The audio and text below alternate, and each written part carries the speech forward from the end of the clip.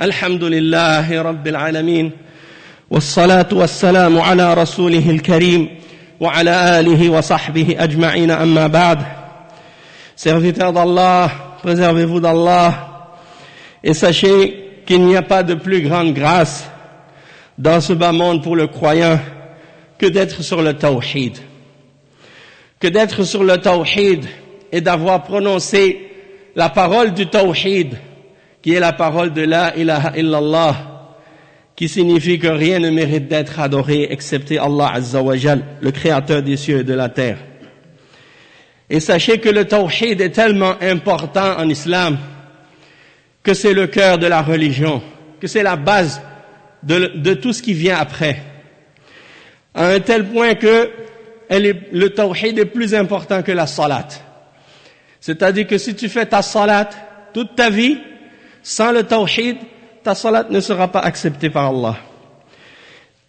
Le tawhid est plus important que la zakat, à un tel point que si tu donnes la zakat toute ta vie, sans avoir établi le tawhid, ta zakat ne sera pas acceptée d'Allah.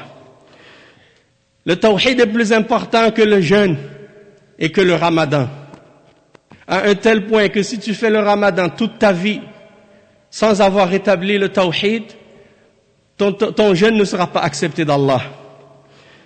Le tawhid est plus important que le hajj, à un tel point que si tu fais ton hajj, et même que tu fais le hajj chaque année, toute ta vie, ton hajj ne sera pas accepté d'Allah au jour de la résurrection.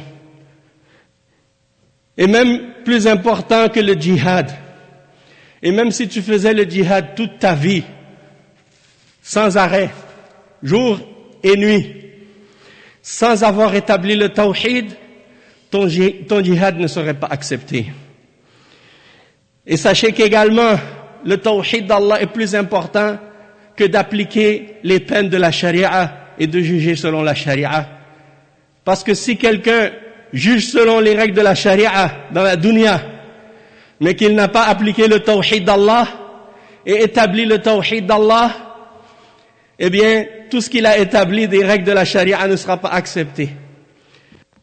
Même s'il applique toutes les règles de l'islam, même si tu le vois à l'extérieur, avec une apparence comme un musulman, même une femme musulmane, avec son hijab et son djilbab, et elle met le niqab, et elle fait la salat, et elle s'écarte des choses haram, et elle fait tout ce qui est halal. Mais si elle n'a pas le tawhid, tout ça, ça ne sera pas accepté d'Allah et ça n'aura aucune valeur au jour de la résurrection. Même si quelqu'un a le meilleur comportement, il a un khuluq parfait, il n'a aucun vice, aucun défaut, son comportement il est impeccable, mais il n'a pas établi le tawhid d'Allah Azza wa Jal et il a fait le shirk dans la croyance ou dans l'adoration, aucun de ses comportements et rien de son comportement ne sera accepté d'Allah au jour de la résurrection. Même si son comportement est le meilleur des comportements, même s'il a essayé de suivre l'exemple du prophète sallallahu alayhi wa sallam. Pourquoi? Parce qu'il ne l'a pas suivi dans ce qui est plus important, c'est-à-dire le tawhid. Donc le tawhid, c'est la tête, c'est le cœur, c'est tout ce qu'il y a de plus fondamental dans cette religion-là. Et tout le reste, eh bien, ça vient après. Ça suit le tawhid. Malheureusement, qu'est-ce qu'on constate dans beaucoup de pays musulmans? Que des gens, par exemple, appliquent des règles de l'islam à l'extérieur.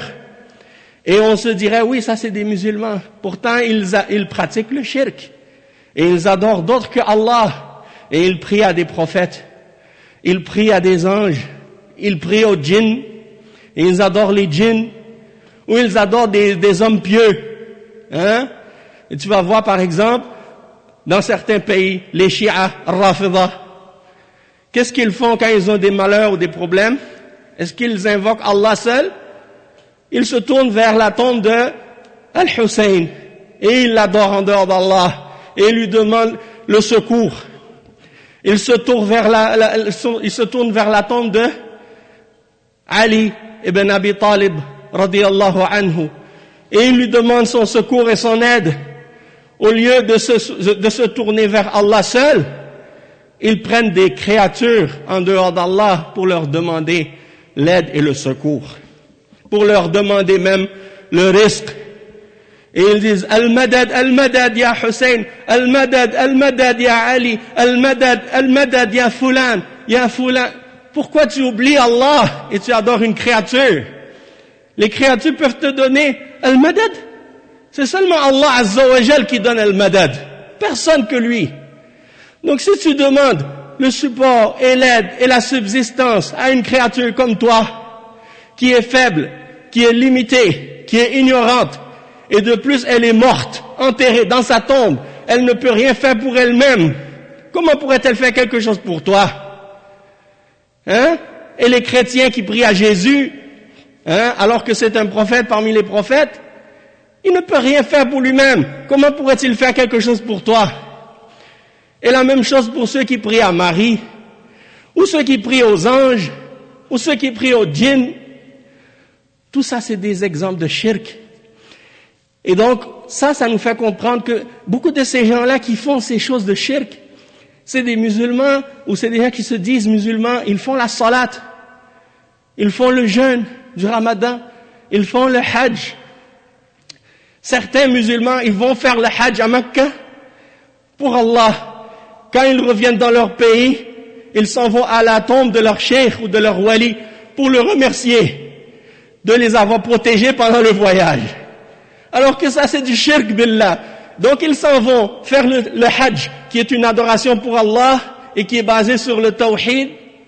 Et ils retournent dans leur pays et ils détruisent leur hajj et ils détruisent toutes leurs adorations en faisant un shirk qui vient annuler tout le bien qu'ils ont fait.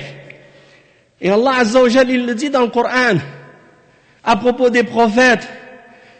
وَلَقَدْ أُوحِيَ إِلَيْكَ وَإِلَى الَّذِينَ مِنْ قَبْلِكَ لَئِنْ أَشْرَكْتَ لَيَحْبَطَنَّ عَمَلُكَ وَلَتَكُونَنَّ مِنَ الْخَاسِرِينَ.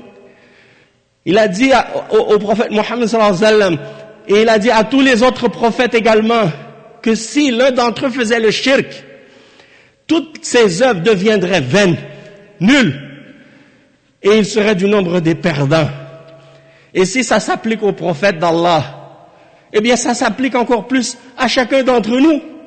Parmi nous, puisqu'on n'est pas les mêmes, on n'est même pas des prophètes, on est seulement des serviteurs ordinaires parmi les serviteurs d'Allah.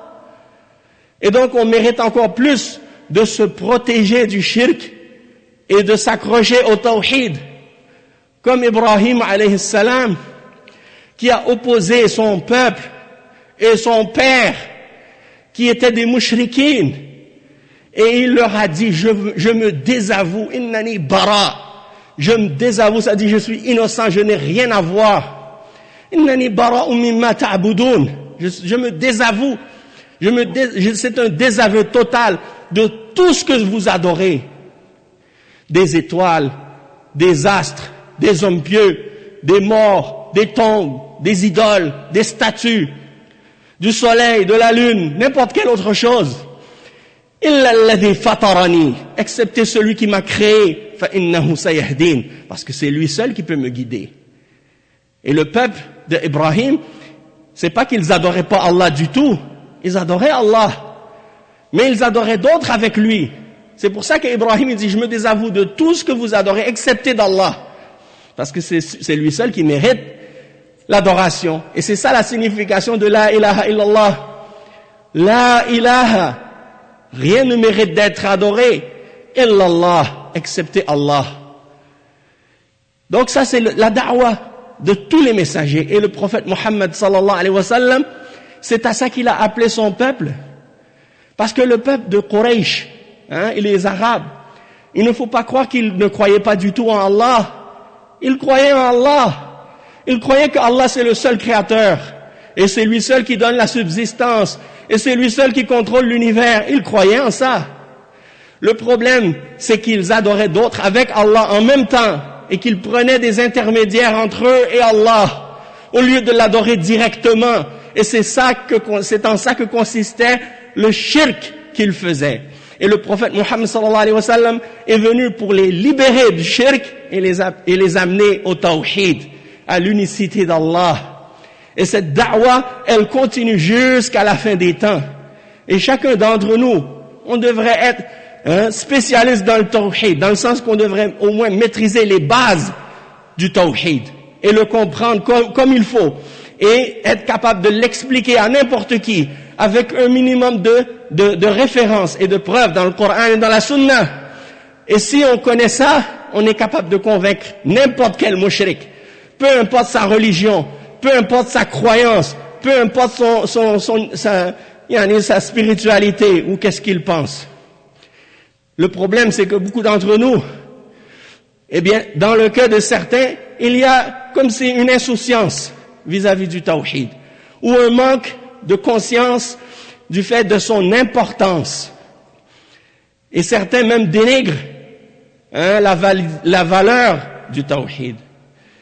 Donc ça, c'est un rappel pour chacun d'entre nous, surtout à l'approche d'une grande adoration, comme le Ramadan, eh bien, de se rappeler de ce qui est plus grand que le Ramadan et qu'on doit appliquer chaque instant de notre existence, c'est-à-dire le tawhid et la ilaha illallah. أقول قولي هذا وأستغفر الله لي ولكم فاستغفروه إنه هو الغفور الرحيم. اللهم أعز الإسلام والمسلمين.